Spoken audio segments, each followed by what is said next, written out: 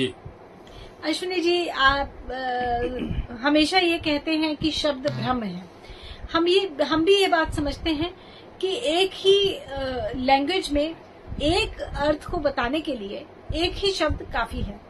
तो हिंदी की भाषा में ये अलग अलग शब्द गुरु, शिक्षक और अध्यापक क्यों हैं?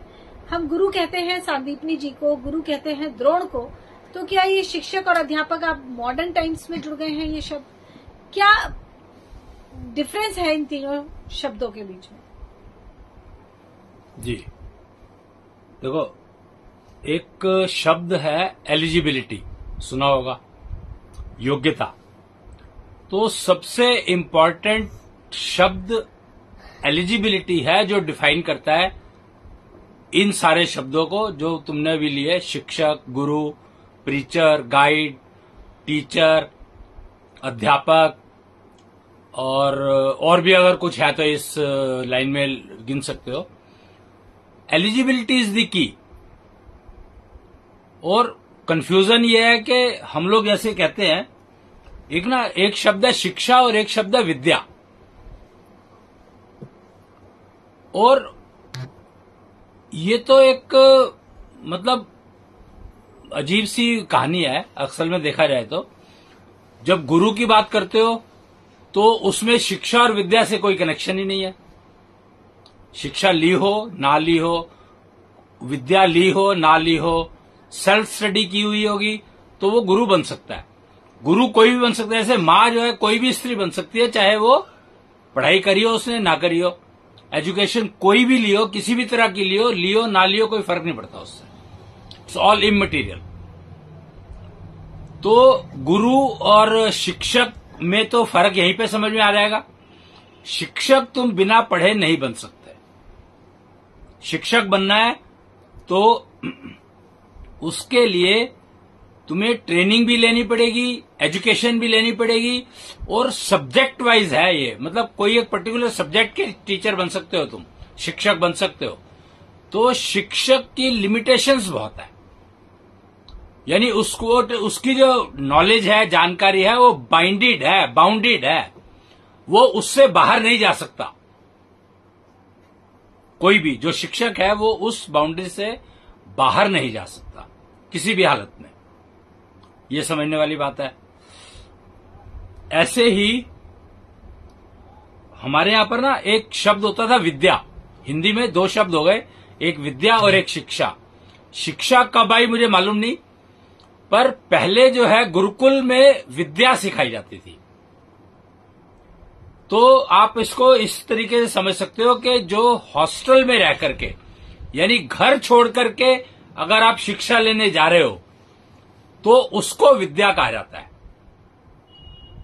मोटा मोटा ये समझ लो, फर्क दोनों में बता रहा हूं मैं। शिक्षा के लिए आपको घर छोड़ने की जरूरत नहीं है, लेकिन विद्या के लिए आपको घर छोड़ना पड़ेगा।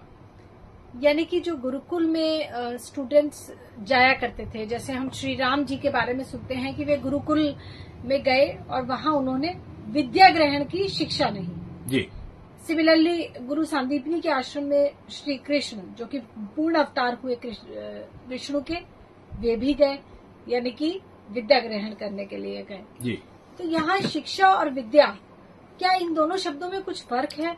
जो आप कह रहे हैं कि शिक्षा के लिए घर नहीं छोड़ना पड़ेगा, विद्या के लिए घर छोड़ना पड़ेगा। जी, बहुत फर्क है। देखो, जब आप शिक्षा की बात कर रहे हो तो तुम्हें अपने लिविंग के लिए किसी चीज के बारे में सोचने की जरूरत नहीं है। कपड़े तुम्हें घर से मिल जाएंगे, खाना तुम्हें घर से मिल जाएगा, माँ बना करके देगी या बड़ी बहन बना के देगी या जो भी देगा। मतलब you are not worried about it. तुम्हारी सिर्फ एक ही वो है, स्कूल जाना है, जो कुछ वहां पर सिखाया सीख करके वापस आ गए घर पे, इतना ही है। लेकिन जैसे ही विद्या की बात करोगे तो जीवन की सारी डायमेंशंस, बाकी शिक्षा तो है ही है, उसके बाद अपने खाने का अरेंजमेंट करना, अपने कपड़े पहनने का अरेंजमेंट करना, अपने कपड़ों को साफ सफाई का वो रखना, अपनी जगह जहां पर रह रहे हो जगह का चुनाव करना, किसके साथ रह रहे हो वो साथ का चुनाव करना। मतलब इतने सारे फैक्टर जुड़ गए जब विद्या की बात करते हो। तो इसको अगर समझना है तो आज की हॉस्टल लाइफ से वो कर सकते हो लिंक कि आपने अपने घर को छोड़ा और हॉस्टल में शिफ्ट कर गए। तो घर और हॉस्टल के जो वातावरण का जो फर्क है, चाहे एजुकेशन दोनों जगह पर सेम ले रहे हो तुम, जब शिक्षा की बात है तो शिक्षा दोनों जगह सेम होगी, लेकिन हॉस्टल में और बहुत सारे फैक्टर आ जाते हैं, यानी व्यवहार ज्ञान बहुत ज्यादा बदल जाता है। तो विद्या के समय में व्यवहार ज्ञान की इंपॉर्टेंस बहुत बढ़ जाती है, जो कि शिक्षा के मामले में इतना इंपॉर्टेंट नहीं है, वो घर तक लिमिटेड है। जो शिक्षा का जब बात करते हैं हम लोग, तो उसमें व्यवहार ज्ञान की लिमिटेशन सिर्फ अपनी फैमिली तक रह जाती है। लेकिन जैसे ही आप हॉस्टल में जाओगे तो व्यवहार ज्ञान, हर तरह का, हर प्रकार का व्यवहार ज्ञान तुम्हें आना पड़ेगा, सीखना पड़ेगा, समझना पड़ेगा और उसका उपयोग भी करना पड़ेगा। ये बेसिक फर्क है शिक्षा और विद्या में। मैंने अभी शिक्षा और विद्या की बात की है। तो जो विद्या प्राप्त करते हैं उनको विद्यार्थी कहा जाता है, और जो शिक्षा प्राप्त करते हैं उनको शिक्षार्थी कहा जाता है। यानी शिक्षा से पैसा कमाएंगे। शिक्षार्थी का मतलब हो गया शिक्षा का उपयोग करके पैसा कमाना, अर्थ कमाना। ऐसे ही विद्यार्थी का मतलब विद्या को यूज करके अर्थ कमाना।